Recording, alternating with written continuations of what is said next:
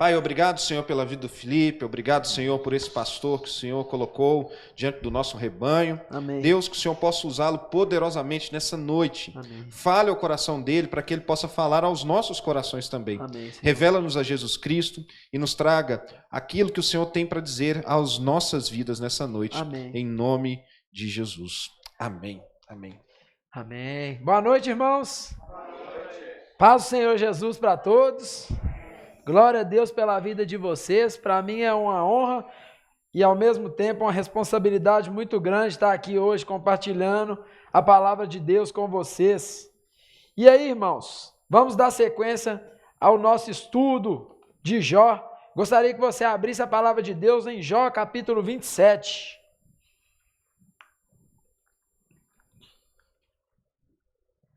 Vou esperar todos abrirem aí, que é muito importante você fazer acompanhamento.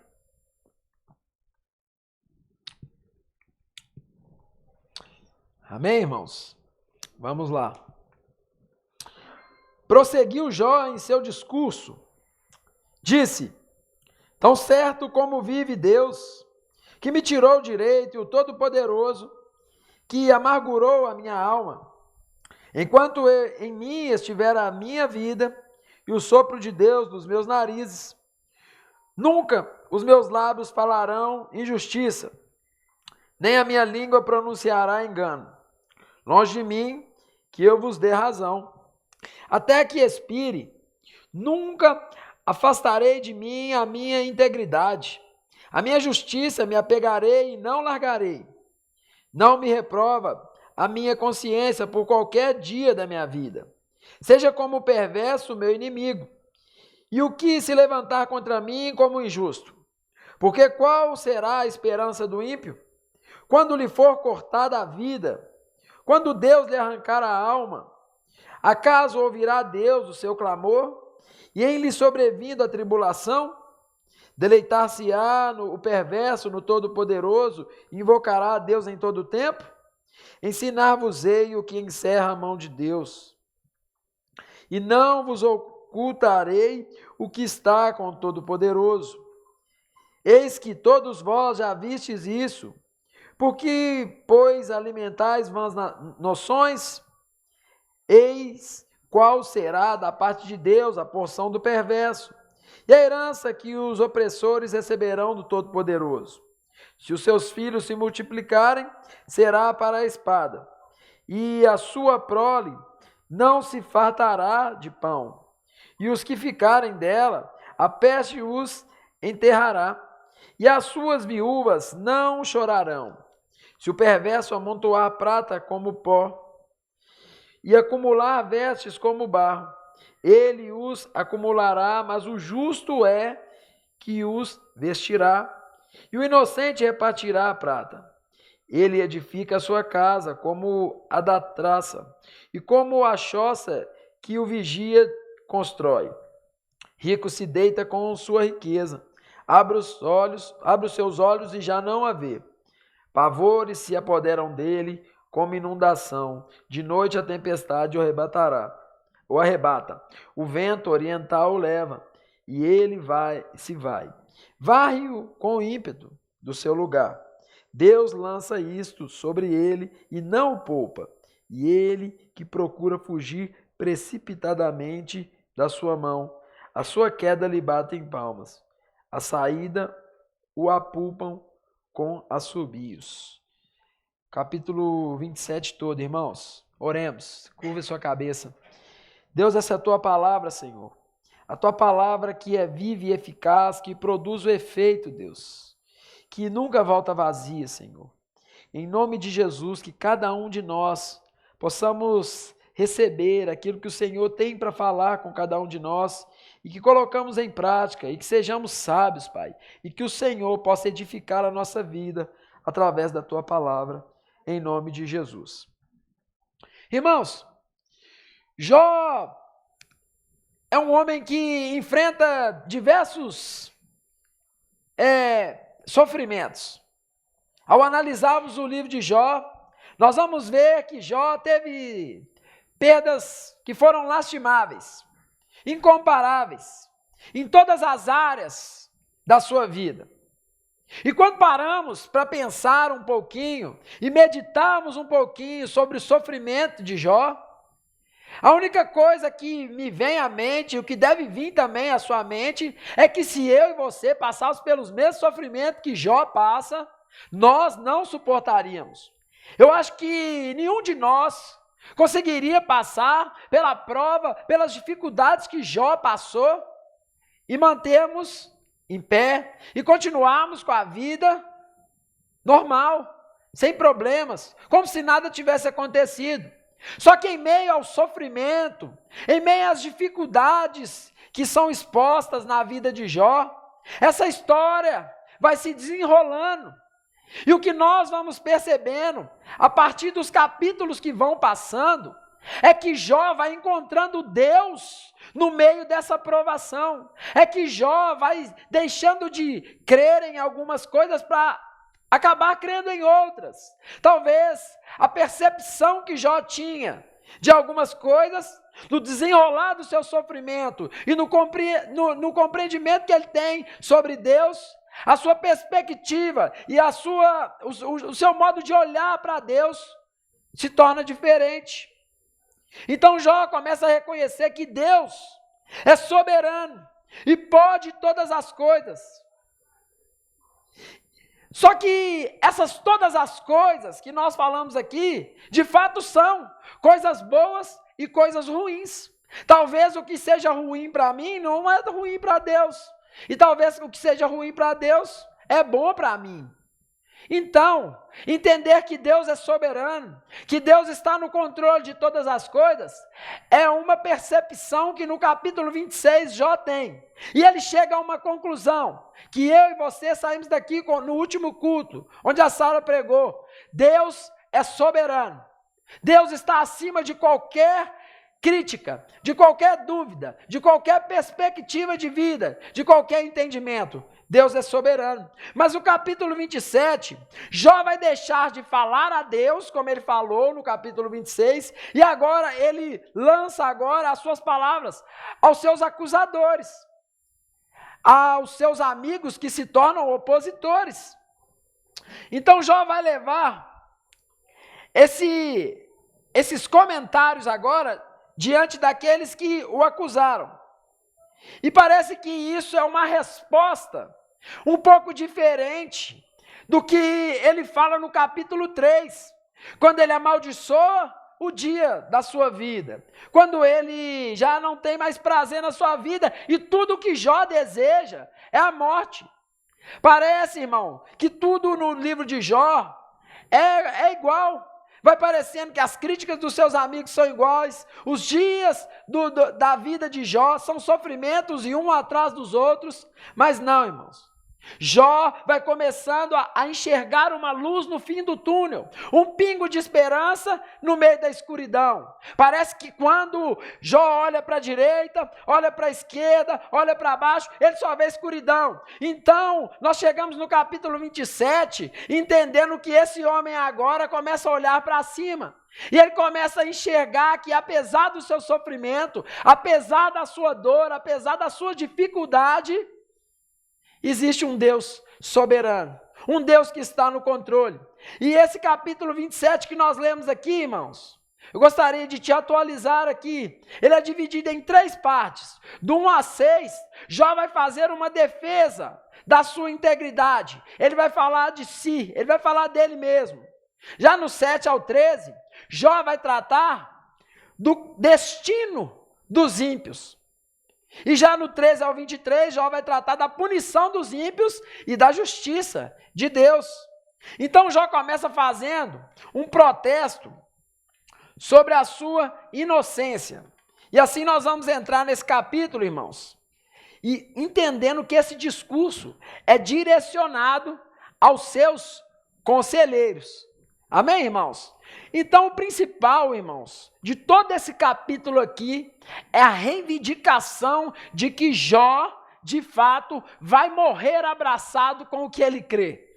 Ele vai morrer abraçado com o que ele entende. E aí nós entramos no capítulo, leia comigo o verso 1 e o 2. Prosseguindo Jó em seu discurso disse: tão certo como vive Deus, que me tirou o direito, e o Todo-Poderoso que amargurou a minha alma. Eu gostaria de me ater ali nesse que Deus que me tirou o direito. Irmãos, quando nós olhamos para a vida de Cristo, para a vida de Jesus, quando nós olhamos os escritos de Atos dos Apóstolos, nós vamos ver, irmãos, que existem alguns versículos que falam na sua humilhação. Em Atos 8:33 fala: lhe negaram justiça.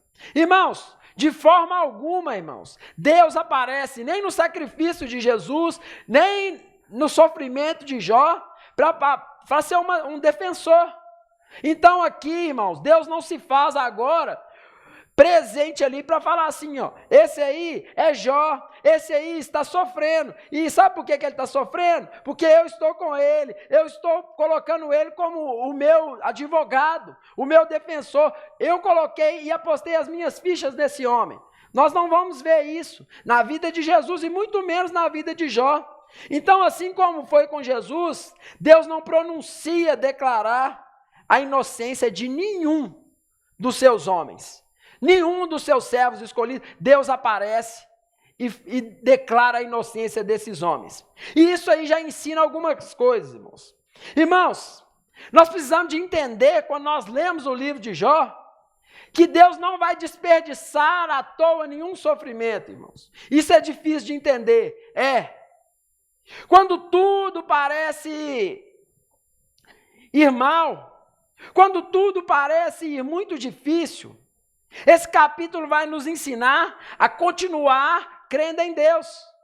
Porque talvez seja muito fácil, né? Quando tudo vai bom, levantarmos as nossas mãos, frequentar a igreja aqui todo quarta, todo domingo, ser uma pessoa frequente no GC. Mas quando o sapato aperta, quando as coisas agora, as notícias chegam e não são tão boas, nós somos agora frequentemente pressionados pelo nosso coração impenitente, e o nosso coração que não teme a Deus, e muitas das vezes existe uma falta de fé muito grande no nosso coração, que faz com que nós desanimamos. Mas o que Deus, irmãos, nos deu, Deus nos deu tudo. Então, se Deus nos deu tudo, a nossa casa, a nossa família, a nossa vida, a respiração, o sangue que circula no seu corpo, então o que Deus nos deu que Ele não possa nos tirar? Já que Deus nos deu tudo, e tudo que nós temos, nós reconhecemos que veio de Deus, o que então não pertence a Deus, que não possa ser tirado? Talvez essa seja a primeira pergunta. Mas ainda que Deus tenha tirado a sua alegria, ainda que Deus não dê Jó a alegria que ele tanto espera, a restituição de tudo aquilo que se perdeu, irmãos, como Jó escolhe viver? Olha no verso 3 comigo aí. 3 e o 4. Enquanto eu estiver a minha vida e o sopro de Deus nos meus narizes, nunca os meus lábios falarão injustiça, nem a minha língua pronunciará engano. Primeiramente aqui, Jó tem que reconhecer, irmãos, que existe uma graça de Deus, que é a graça que dá a ele o fôlego de vida. Isso é a primeira coisa que a gente tem que acordar, abrir o olho. Glória a Deus por mais um dia de graça. Glória a Deus por mais um dia de bênção. Glória a Deus por mais uma oportunidade de glorificar esse Deus que me deu a vida, irmãos. E embora estivesse tudo ruim, Jó vai fazer uma declaração que ele vai ser um eterno adorador. Ele diz, enquanto estiver o fôlego de vida, enquanto eu estiver de pé, firme aqui na terra, apesar dos pesares, eu vou continuar adorando a Deus. Eu não vou pronunciar injustiça. E aí, irmãos, a pergunta que eu tenho para fazer para você aqui nessa quarta-feira à noite, dia 3/7, desculpa, 7 é meu aniversário, desculpa. Dia 3/5 de 2023, irmãos. Em quanto tempo, irmão, você tem o propósito de adorar a Deus? Será que nós já paramos para pensar que nós precisamos de adorar a Deus até o último dia da nossa vida? Ou será que a nossa adoração é limitada pelas circunstâncias? Irmãos, Tem dia, irmãos, que o telefone toca. Tem dia que as coisas acontecem na nossa vida, que a nossa fé passa a ser inoperante. As notícias, as tribulações que vêm no nosso coração faz com que a nossa esperança seja neutralizada.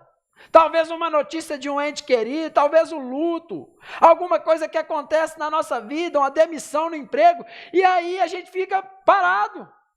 Mas Jó aqui, irmãos, passando por tanta dificuldade, passando por tanta provação, sem família, com a mulher que manda ele amaldiçoar a Deus aqui, irmão, sem os filhos, sem dinheiro, sem saúde, esse homem coloca agora um propósito, por essa luz que ele olha para cima e crê, ele fala, enquanto existir esperança, enquanto eu tiver fôlego de vida, eu vou continuar adorando a Deus e os meus lábios não vão pronunciar injustiça,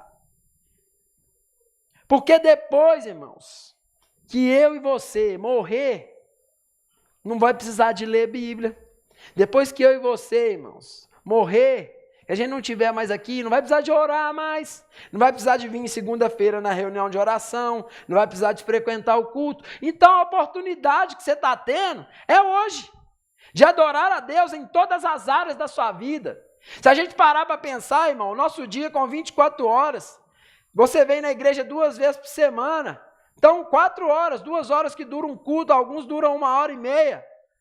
E o resto, irmão, como é que você tem se comportado? Como é que você tem reagido às lutas e às batalhas que aparecem na nossa vida? Como, irmãos? E eu preciso agora, irmãos, de parar para pensar aqui um pouquinho, porque Jó vai continuar desenrolando aqui esse discurso direcionado aos seus amigos, e ele agora vai roubar a nossa atenção e a nossa compaixão, porque quando nós olhamos aqui, nós vamos falar assim, ó, Jó é um hipócrita, ele acabou de falar um tanto de coisa no capítulo 3, e agora ele fala tão certo como vive Deus, que ele vai continuar adorando, que ele vai continuar bendizendo o nome de Deus, mesmo que a sua alegria não venha, e mesmo que aquilo que ele tem tanta vontade de viver, ele não viva. Então, Jó rouba a nossa atenção de uma forma vigorosa, e consegue a nossa compaixão, quando ele afirma continuar vivendo integramente. Ele quer ser um homem íntegro. E quando nós olhamos para o capítulo 1, nós vamos ver que Jó não está sendo hipócrita, porque Deus é quem fala que Jó é um homem íntegro. É Deus que, na sua conversa, quando Satanás se apresenta, ele fala, tem observado o meu servo Jó, esse homem aí é íntegro, temente a Deus, se desvia do mal. Então Jó, ele se apega a isso. E leia comigo o versículo 5 e o 6. Longe de mim que eu vos dê razão. Razão é o quê? As acusações dos amigos. Até que eu expire. Nunca afastarei de mim a minha integridade. A minha justiça me apegarei e não largarei, não me reprova a minha consciência por qualquer dia da minha vida. Considerando que Deus fala da sua integridade, faz todo sentido Jó falando que ele vai se apegar à sua justiça. Se a gente for olhar aqui para a justiça, a gente fala assim, Jó então está sendo um homem que está usando de justiça própria. E não é isso. Que quando a gente vai entender e vai para os originais, ele está falando que ele vai se apegar à sua integridade. Ele vai se apegar naquilo que ele crê. Irmão, você já reparou? Tem gente que hoje crê numa coisa. Se chegar um outro ali na esquina ali contar outra história para ele, ele já vai crer na outra história. E aí hoje ele está aqui na Lagoinha, amanhã ele está ali do outro lado na outra igreja, e ali daqui uns dias ele está indo no culto de revelação, e cada dia ele está querendo alguma coisa. E ele vai buscando, sabe por quê, irmão? Porque ele não tem no coração dele o propósito de permanecer firme à palavra de Deus. Ele não tem no coração dele o propósito de permanecer firme na sua integridade, de continuar crendo na palavra de Deus. Porque é muito fácil, irmão, sermos levados por qualquer vento de doutrina. Quando o nosso coração não está em Deus, quando nós não recebemos da palavra de Deus, é muito fácil sermos soprados para qualquer lugar. Então Jó nos dá esse exemplo, e ele recusa a viver com uma consciência culpada. Olha para você ver a parte B do verso 6. E não me reprova a minha consciência por qualquer dia da minha vida. Irmãos, talvez você consiga fugir do aconselhamento pastoral, talvez você consiga fugir do seu pai, talvez você consiga fugir da sua mãe, talvez você consiga fugir de alguém que você não quer pagar e você desvia. Talvez, irmão, você consiga, mas da sua consciência que te acusa, você não vai conseguir, não, irmão. É difícil, irmão. E Deus, ele tem a especialidade de colocar o dedo na nossa consciência e mostrar aonde nós estamos errando.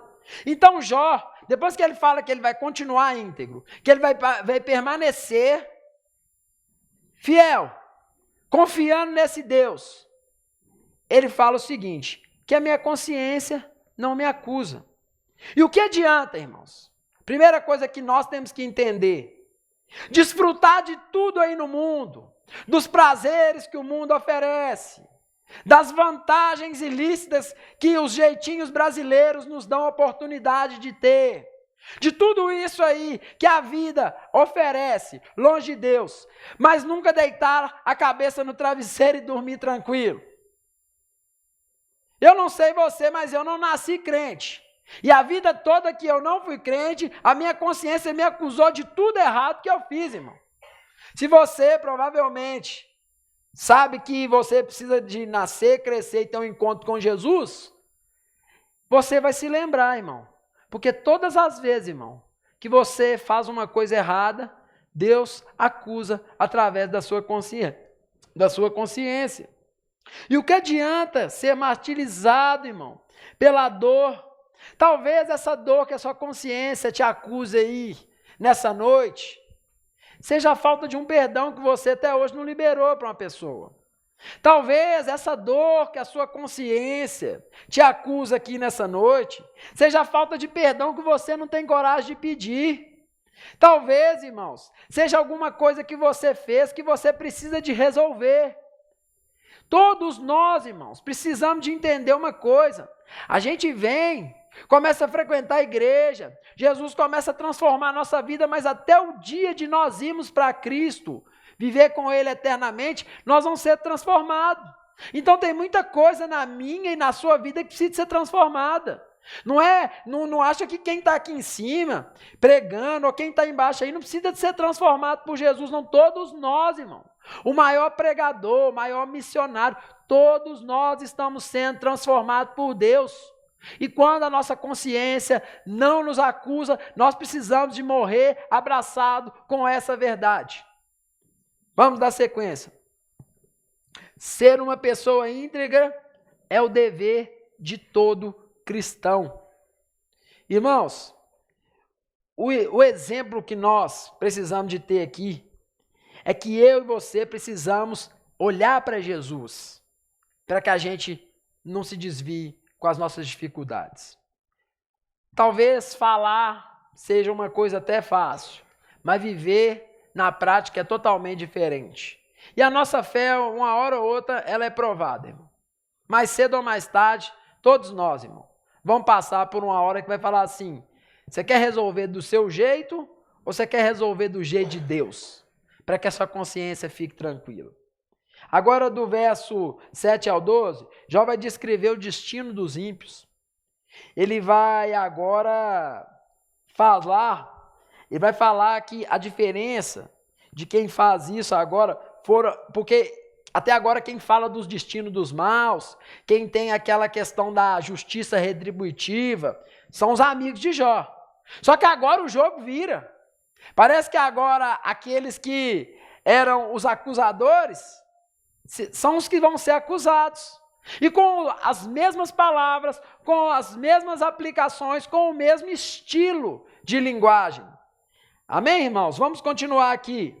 Então, quem são esses amigos? São Elifaz, Bildade e Zofar, os 3 amigos de Jó. E Jó coloca a linguagem bastante usada que os salmistas usam.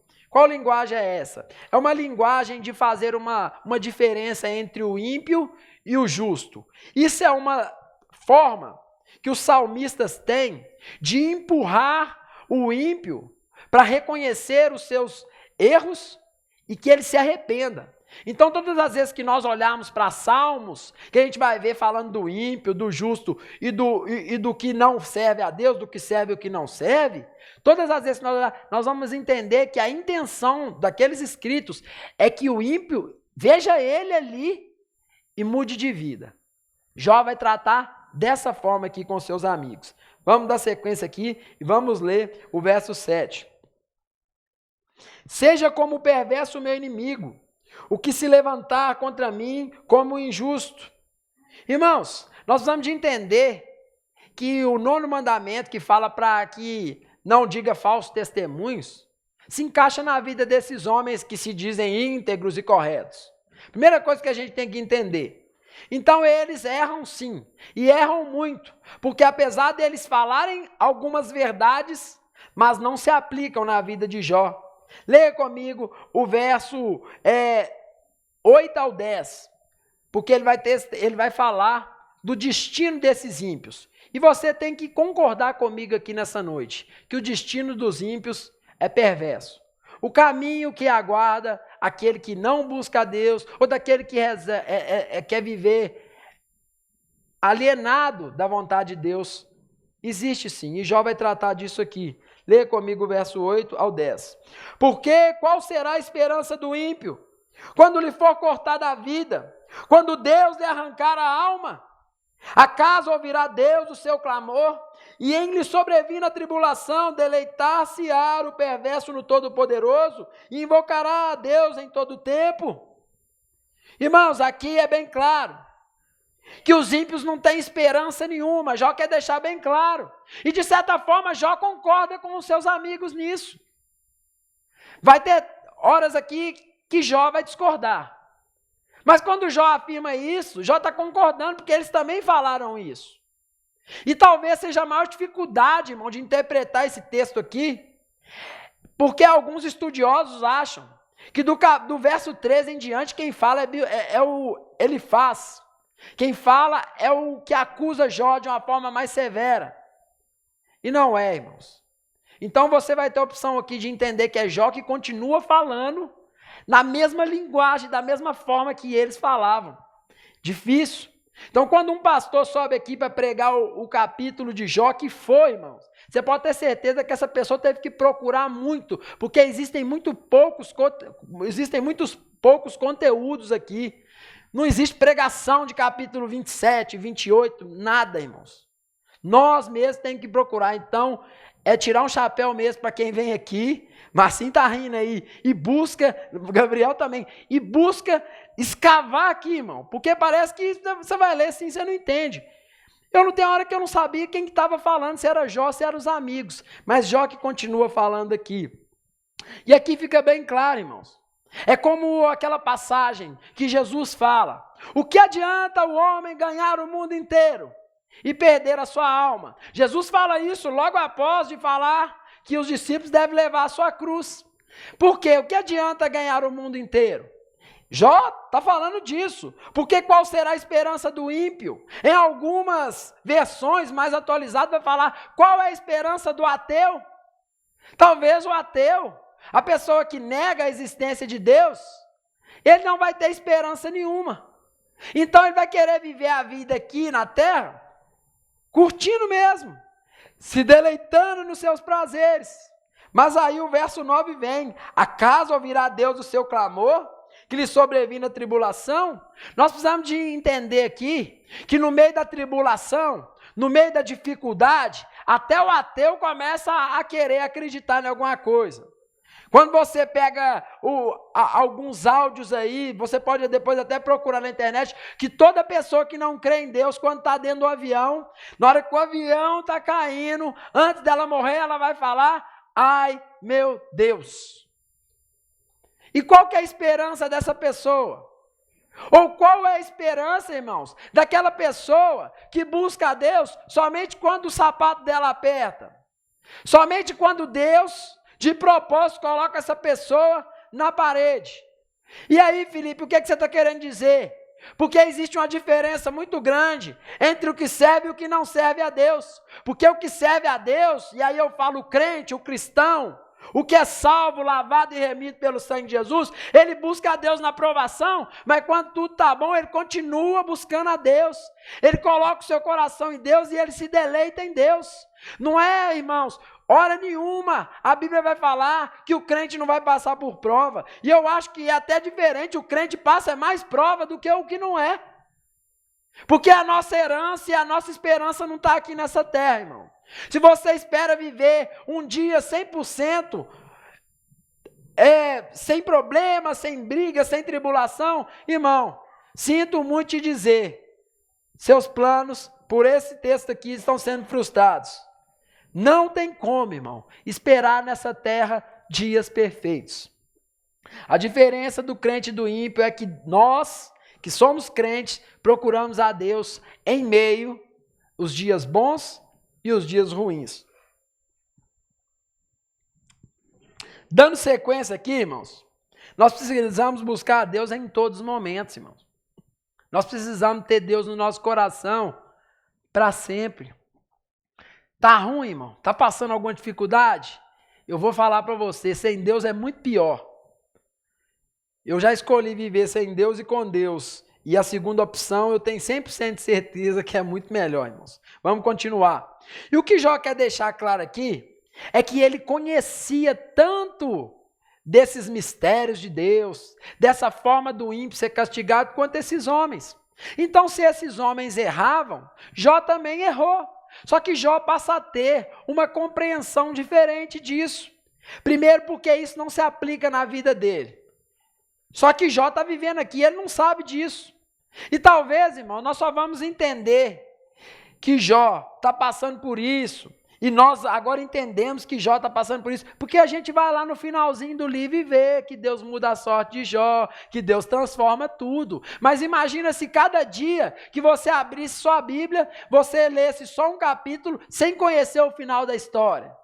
Fala, não, mas esse homem aqui está passando prova demais. Se fosse eu, já tinha fugido já. Se fosse eu, tinha dado um fim na minha vida. Jó reconhece que Deus é o dono da vida, ele quis morrer, mas ele não teve coragem de ir lá tirar a vida dele. Se Deus quiser, Deus matava Jó, e Deus não quis. Então Jó agora chega num nível de compreensão, irmãos, muito maior do que ele entrou nessa história aqui no desenrolar do seu sofrimento. Porque agora Jó, ele passa a ter experiência de vida, e ele passa agora a ensinar através das suas experiências. Leia comigo o versículo 11. Ensinar-vos-ei o que encerra a mão de Deus, e não vos ocultarei o que está com o Todo-Poderoso. É como se Jó virasse agora e falasse assim, deixa eu ensinar para vocês aqui como é que Deus trabalha. Deixa eu ensinar para vocês aqui como é que é o agir do Todo-Poderoso. Irmãos, eu não sei se você consegue observar, mas vê que cada dia que passa, esse homem está tendo uma esperança renovada. E em meio ao sofrimento, se aplica aquela palavra que fala que o choro dura uma noite, mas a alegria vem pela manhã. É assim, irmão, pode ser que não é no outro dia, mas uma hora ela chega. Uma hora esse quadro de sofrimento, ele passa. Uma hora, essa prova que tanto passamos, acaba.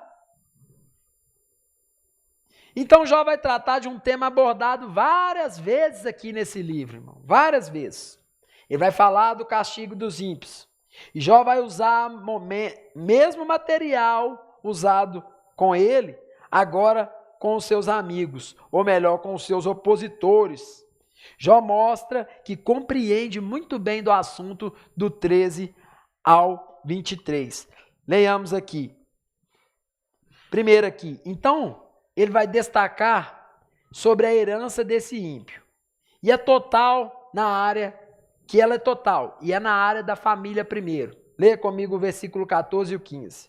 Primeiro lugar que esse ímpio vai perder, quando a mão de Deus pesar nele, Jó vai falar que é na família dele. Vamos lá, 13 e 14. Eis que qual será da parte de Deus a porção do perverso e a herança que os opressores receberão do Todo-Poderoso? Se os seus filhos se multiplicarem, será para a espada. E se a sua prole não se fartará de pão, os que ficarem dela, a peste os enterrará, e as suas viúvas não chorarão. Irmãos, fica bem claro aqui que ele vai tratar de aspectos que aconteceu com ele. E nós vamos ter que chegar a alguma conclusão aqui para frente. Vamos continuar aqui.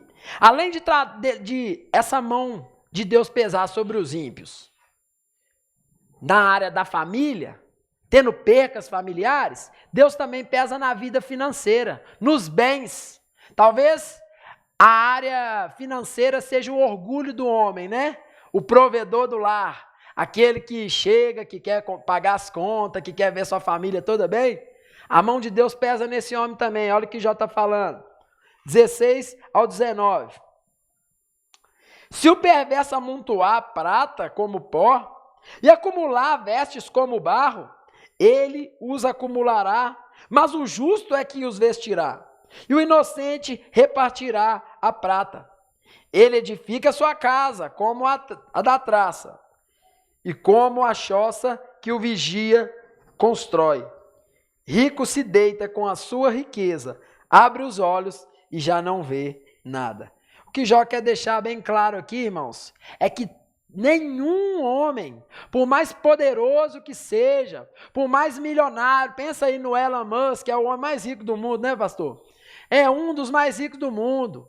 Já teve vários homens aí, o dono do Facebook, do Instagram. Nenhum homem, por maior poder aquisitivo, por maior proteção que esse homem consiga ter pelo seu dinheiro, pelos bens financeiros, ele está, irmãos, disposto a não viver o peso da mão de Deus sobre ser um ímpio. Ninguém, irmãos, ninguém, por mais poderoso, rico que seja, irmãos, não passa batido diante da mão de Deus, diante do juízo de Deus. Fala que esse homem aqui ajunta muitos bens, mas quem vai desfrutar desse bem que esse homem ajunta, sabe quem que é?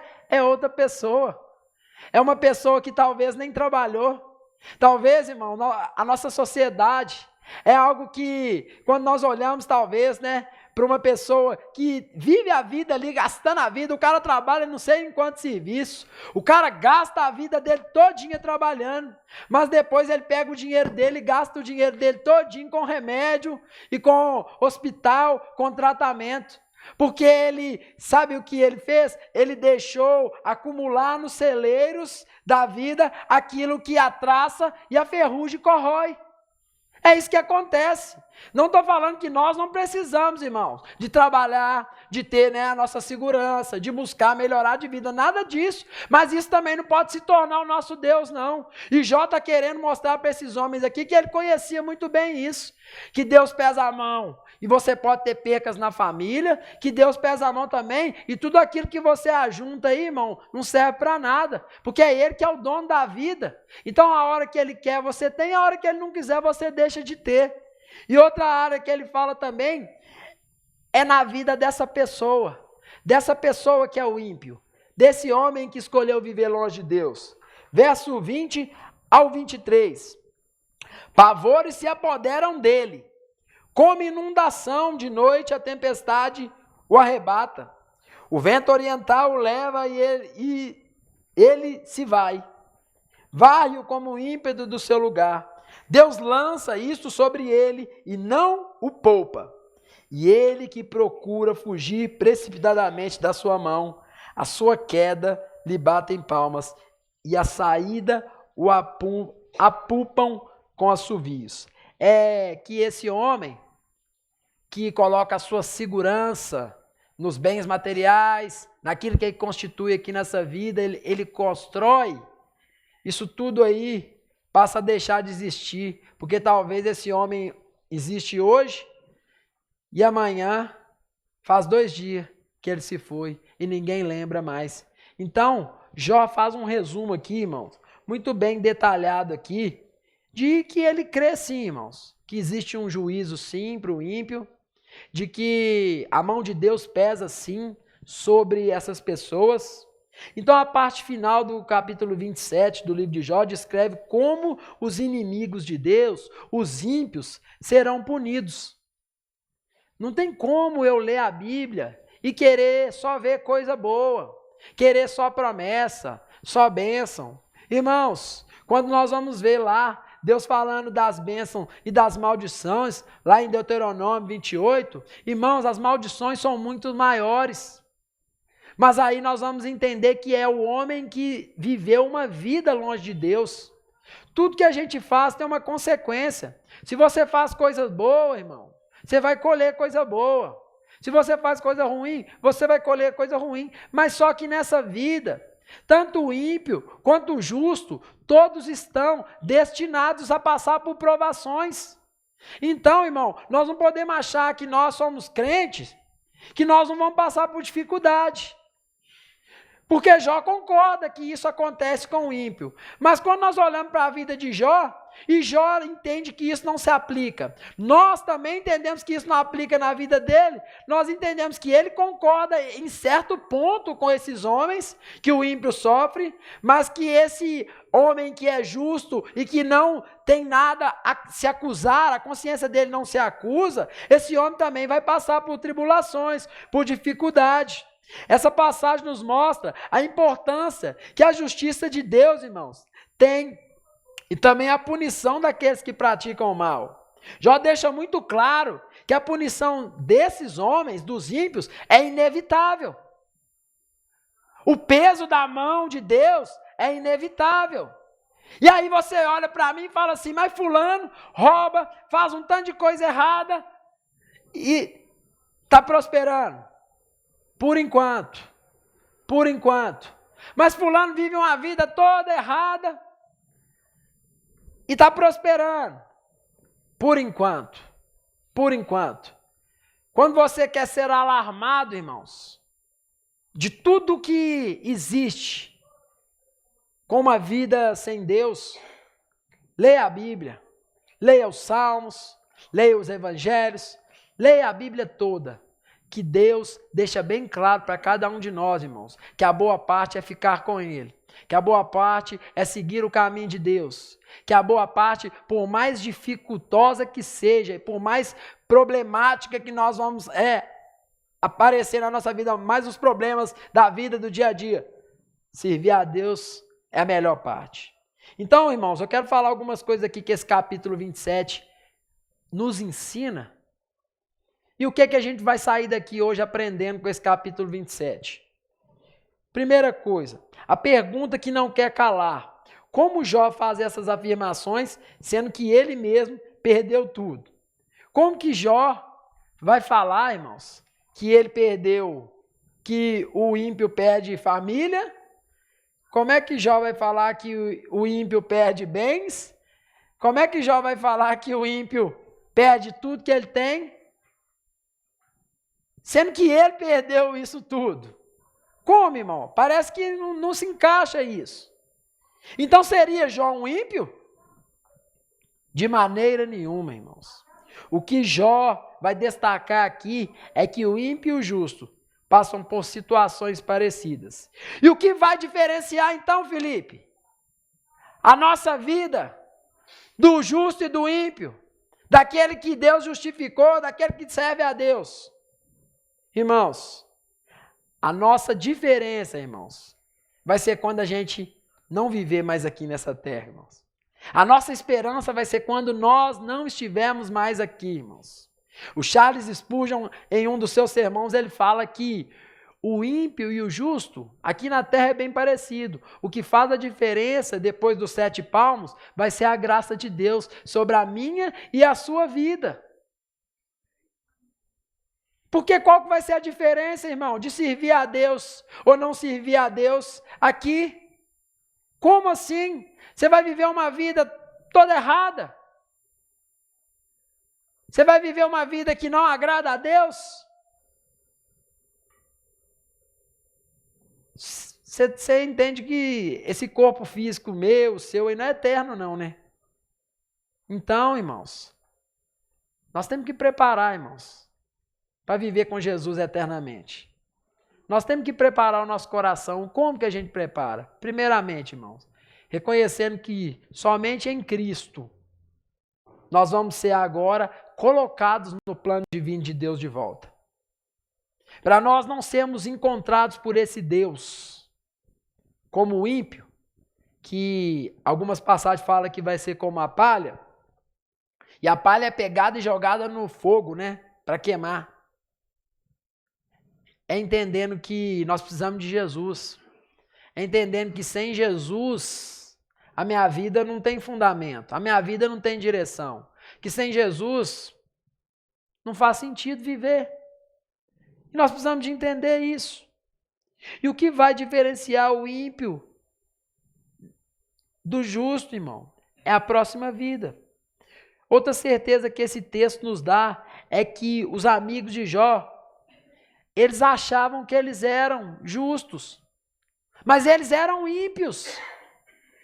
O que dá a entender, porque agora é como se todo o discurso desses homens agora fossem anotados, e quando eles chegassem em casa, que eles fossem lavar o rosto num espelho, eles olhassem e as próprias pregações deles tivessem escritas assim: isso aqui é para você. Sabe por quê, irmãos? Porque talvez o nosso maior erro, talvez o maior erro que nós cometemos, é nós queremos viver como ímpios e achar que a gente é justo. Talvez o maior erro que a gente comete é achar que nós estamos agradando a Deus, quando a nossa consciência mesmo fala para a gente que a gente não está agradando. Talvez o maior erro que a igreja comete, irmão, é de querer buscar a Deus demais no externo, do lado de fora, e aqui do lado de dentro está vazio. Está igual a terra antes da criação, aqui dentro está sem forma, está vazio, irmão. Então nós precisamos de entender isso. A outra coisa que nós vamos entender, irmãos, aqui nesse capítulo 27, irmão, para que a gente chegue em nenhuma conclusão, é que no mundo em que vivemos, cheio de injustiça, cheio de desigualdade, nós precisamos colocar a nossa confiança em Deus. Em meio às tribulações, em meio às dificuldades, em meio aos nãos que a vida nos dá, em meio aos nãos que Deus nos dá, em meio a tanta lapada que a gente toma nas costas, parece que a gente vai ficando mais calejado. E aí, irmãos, eu te faço uma pergunta: para onde nós iremos? Aonde nós vamos colocar nossa confiança? Nos prazeres da carne? Na vida que o mundo oferece? Vivemos uma vida de rede social? Ou nós vamos nos apegar a Deus mesmo passando por dificuldades? Nenhum de nós, irmãos, queremos passar por dificuldade. Mas quando a gente olha para o nosso mestre, para o nosso salvador, para aquele que pagou o preço para que nós sejamos salvos, ele fala: no mundo passarei por aflições, mas tem de bom ânimo. Ele está falando que você precisa se recompor, se estabilizar em Deus, irmãos, e buscar ser fiel a Deus na dificuldade. Outra coisa que esse texto nos ensina é que mesmo quando tudo parece estar contra nós, irmãos, nós precisamos continuar sendo íntegros. A nossa integridade tem que estar sempre mantida fiel. Nós precisamos ter esse entendimento, inculcar isso. Porque quando tudo está bom, como nós falamos lá no começo, é fácil. Mas quando tudo está difícil, irmãos, nós somos tentados a abandonar o caminho de Deus. Nós somos tentados a desistir. E aí a gente começa a esquecer da onde que Ele nos tirou, o que Ele fez na nossa vida, e o quão poderoso Ele é para fazer novamente e transformar situações. E outra coisa aqui, irmão, que esse texto nos ensina, muito importante, é que nós fomos justificados por Cristo. E vamos continuar vivendo como Jesus nos chamou para viver. Se nós não fomos justificados por Jesus, irmãos, se Jesus Cristo não for a sua justiça, irmãos, você vai ser como aquele homem, aquela casa que é plantada, ou alicerçada na areia, que os ventos batem, né? A tempestade bate naquela casa ali e a grande ruína daquela casa. É uma forma que Deus traz para mim e para você de entender que quando Jesus fala sobre essa parábola de duas casas, esse alicerce, ele fala da nossa vida. Só que tanto na casa do justo, do que firmou a sua casa em Cristo, na videira verdadeira, na luz do mundo, no sal da terra, naquele que busca transformar o nosso coração, o mesmo vento, a mesma dificuldade, vai nas duas, igual. Então a gente não pode agora se apegar como os amigos de Jó e achar que quem está sofrendo não é crente e quem está passando por um momento legal é crente demais. Jó chega à conclusão, irmãos, e ele leva esses homens agora, através desse discurso, a entender que eles estão errados, que eles estão tendo uma teologia, uma visão de Deus muito limitada, que Deus agora coloca como retribuição. Você fez o bem, você vai agora viver uma vida só de sombra e água fresca, com uvinha na boca. Você fez o mal e agora Deus vai agora te castigar e você vai ser agora cheio de doença. Se fosse assim, quem de nós agora estaríamos de pé aqui, irmãos? Se Deus retribuísse a maldade que cada um de nós fazemos, como seria a nossa vida? E além disso, Jó vai nos lembrar a importância de conhecer Deus intimamente, irmãos. Para que agora, através das nossas experiências, nós possamos ser conselheiros da palavra de Deus para outras pessoas. Ele agora pega o seu conhecimento e ele fala, eu vou contar para vocês aqui. E Jó começa agora, um homem que queria morrer, irmãos. Ele começa agora a falar desse grandioso e eterno Deus que nós servimos, que nós buscamos e que nós estamos aqui hoje em prol dele, para reverenciar ele. E a única forma, irmãos, de você e eu conhecer o único e eterno Deus é conhecendo Jesus Cristo, é conhecendo o seu Filho, é tendo essa visão e essa mentalidade que a Bíblia agora nos coloca, irmãos, de que não existe outra forma de você ir a Deus se não for sendo justificado por Jesus. Então, a sua vida passa a ter um sentido. Irmãos, um homem saiu para a rua e ele tinha muito dinheiro, para mim terminar, só para que você consiga entender o que é uma vida sem Deus. E ele vive, ele gasta o seu dinheiro todo com todos os tipos de prazeres, irmão. Todos os tipos mesmo. Mas um dia ele volta dessa viagem e ele vai no fundo do seu quintal e ele arranca lá no fundo do seu quintal uma cebola numa plantação que existia.